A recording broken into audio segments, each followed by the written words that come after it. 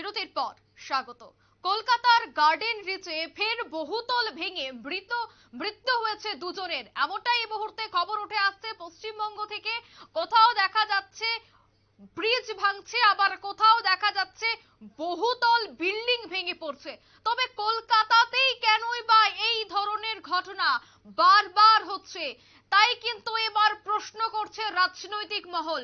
মমতা বন্দ্যোপাধ্যায়ের সরকারকে বলতে শোনা যায় যে এই বিষয়গুলিকে দেখা হবে, কারা বা কি কেনই বা এই ঘটনাগুলি ঘটছে সেই বিষয় নিয়ে তদন্ত করা হবে, তদন্তের টিম গঠন করা হবে। কিন্তু একের পর এক ঘটনা কিন্তু বারংবার দেখা যাচ্ছে পশ্চিমবঙ্গের বুকে।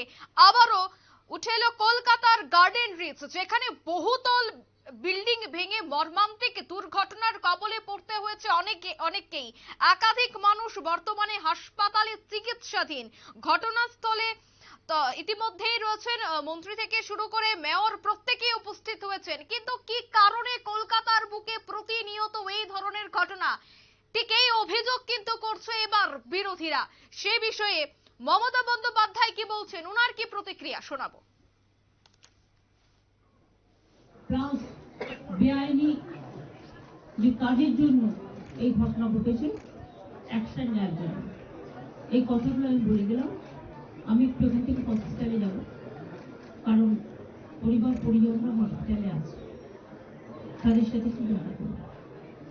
এই জায়গাটা এমনিতেই কনজেস্টেড, আপনাদের অনুরোধ করবে একটা সাইডে থাকুন, পুলিশ এখানে বলবে, কিন্তু ইন্টেরিয়ারে ঢোকার চেষ্টা করবেন না, কারণ ইন্টেরিয়ারে বাড়িগুলো এত কনজেস্টেড। তবুও তো আমি শেষ পর্যন্ত যেতে পেরেছিলাম।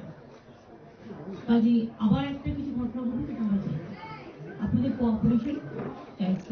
অনেক অনেক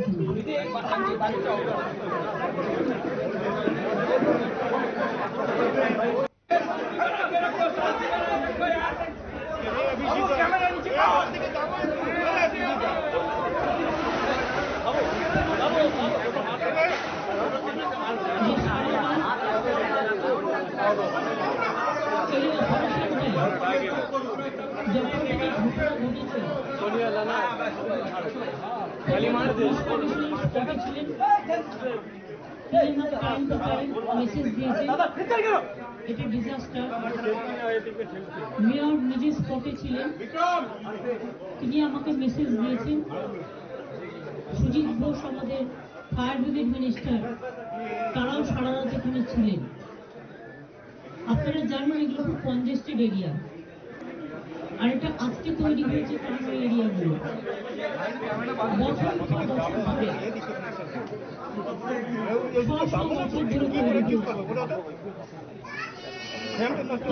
বাড়ি তৈরি করে যারা প্রমোটাররা, একাংশ, সবাই নয়, তারা তৈরি করার আগে নিশ্চয়ই ভাববেন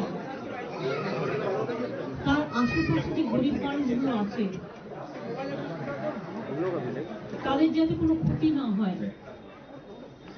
এবং একটা বাড়ি তৈরি করতে গেলে শুধু আমি একটা ছতলা বাড়ি তৈরি করে দিলাম, এটা আমার কাজ নয়।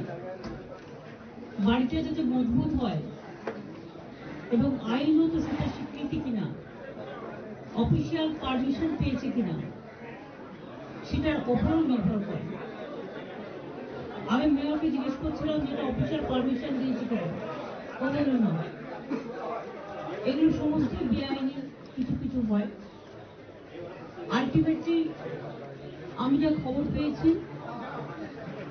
আমাদের পুলিশ, ফায়ার ব্রিগেড, ডিজাস্টার সবাই সারা রাত ধরে ভ্রাম্যমাণ মানুষ, কাউন্সিলর, স্থানীয় যুবক যুবতীরা, এলাকার ক্লাবগুলো সকলে মিলেই, রমজান মাস চলছে, এইসব এলাকায় সকলেই উপবাস করে থাকেন। তা সত্ত্বেও এরকম একটা দুর্ঘটনা ঘটে গেছে, যার জন্য আমরা সকলেই মর্মাহত। এবং এখনো পর্যন্ত যেটা রিপোর্ট আছে, দুজন মারা গেছে, বাদ বাকি এখনো 5-6 জন ট্র্যাপ আছে। তার মধ্যে আমি একটু কল্পনা একজনের পা আটকে আছে, বেঁচে আছে, তাকে একটু বের করা হতো।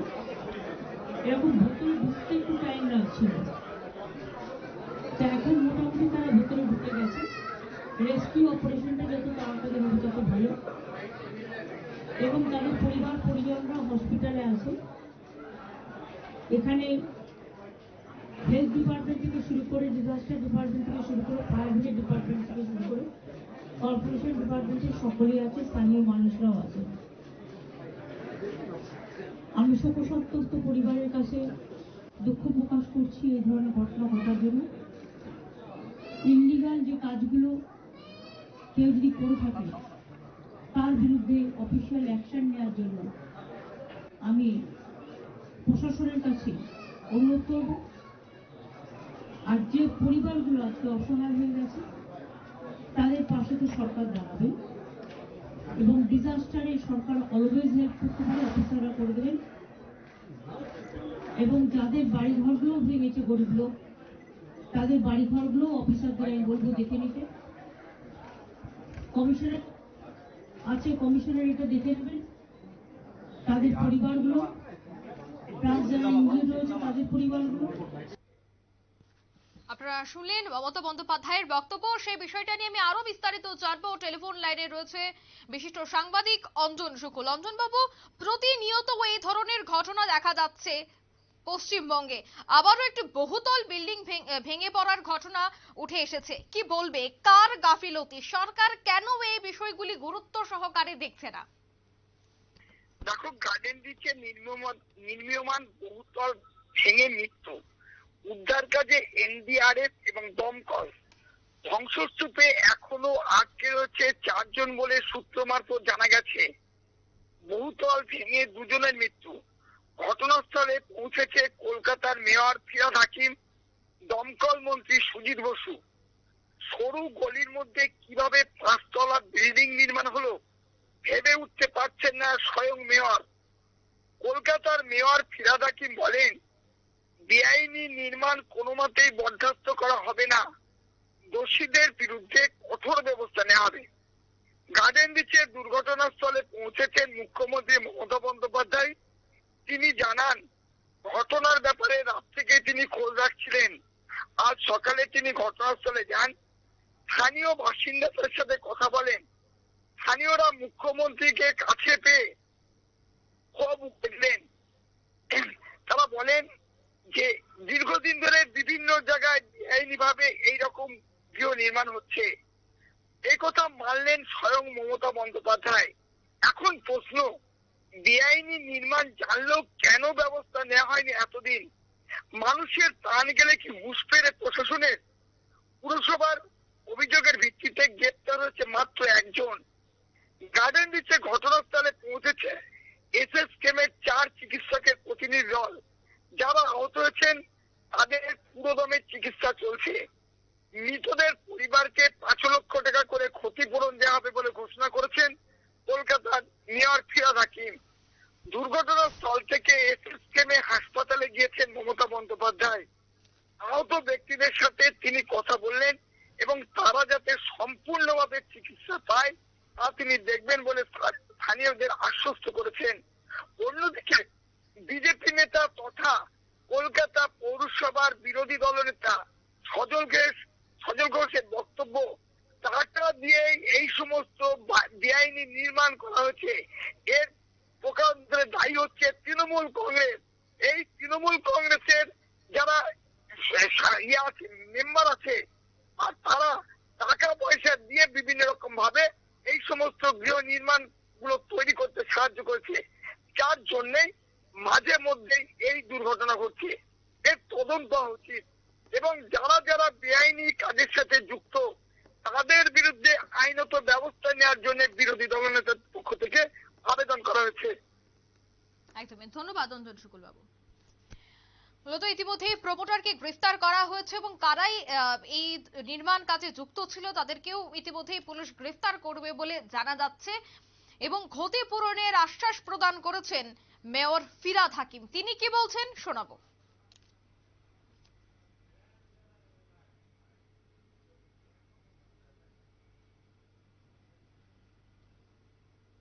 প্রমোটারটাকে জানা গেছে কে প্রমোটার আমি জানি না, কিন্তু পুলিশ খোঁজ নেবে এবং যারা মারা গেলেন তাদের নাম তাদের নাম তারা কারা, মানে যারা মারা গেছেন তারা? তারা সব লোকাল, ওইখানেই থাকেন, টালির ঘরেই থাকেন। আর কয়েকজন আছেন যারা ওইখানে রাত্রিবেলা যাদের এখন বার করা হচ্ছে, মানে তার মধ্যে কয়েকজন বেঁচে আছেন যারা রাত্রিবেলা ওখানে আড্ডা মারছিল, মানে ওই বসেছিল পাশেই। হ্যাঁ, নির্মীয়মান বাড়িটি মানে ওরা বাড়ির মধ্যে পাশাপাশি থাকে, বসেছিল। ওই টালির চালের পাশাপাশি থাকে, তারা গিয়ে আড্ডা মারছিল।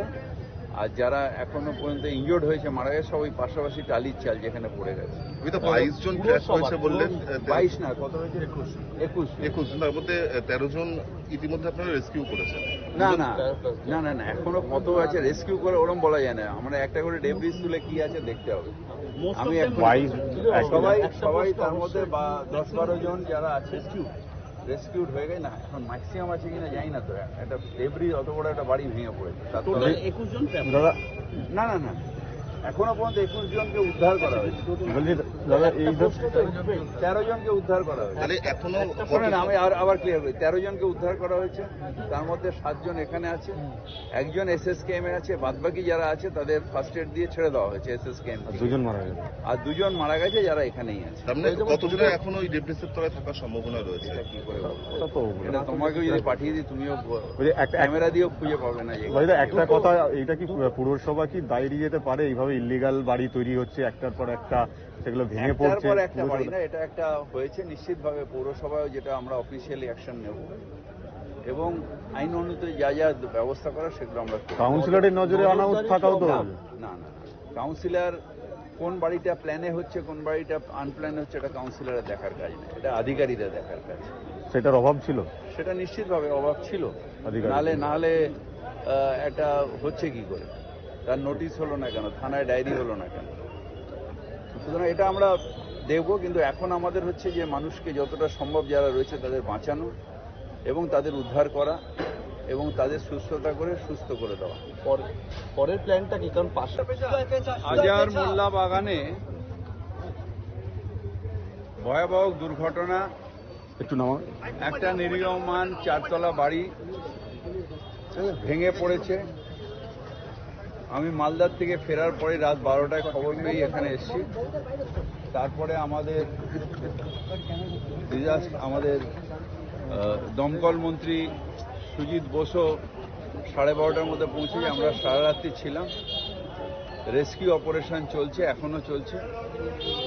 প্রায় ট্র্যাপ হয়েছিল প্রায় 22 জন, এখনো পর্যন্ত যাদের বার করা হয়েছে তাদের মধ্যে এখানেই 7 জন ভর্তি আছে, 2 জন মারা গেছে এখনো পর্যন্ত। এখনো ডেব্রিজদের তলায় খোঁজ চলছে। 2-4 জন এরকম আছে যাদের সাথে, যারা উদ্ধার করছে বা যারা ওখানে রয়েছে তাদের সাথে কথা হচ্ছে, তাদের জল দেওয়া হয়েছে, অক্সিজেন দেওয়া হয়েছে। এছাড়া ডেব্রিজের থেকে হয়তো আরো মৃতদেহ বেরোতে পারে। 13 জন উদ্ধার হয়েছে, 2 জন মারা গেছে। সরি, যারা মারা গেছেন এক্ষুনি আমার সাথে মুখ্যমন্ত্রীর কথা হয়েছে। যারা মারা গেছেন তাদের 5 লাখ টাকা করে আমরা দেব ফ্যামিলিকে, আর যারা ইনজোর্ড তাদের 1 লাখ টাকা করে ফ্যামিলিকে দেব। আমরা সবাই এই যারা বাড়িটা হচ্ছিল পাশে পাশে, যেগুলো খোলার বাড়ি ছিল, ছোট ছোট বাড়ি, টালি চাল, তার উপরে পড়েছে।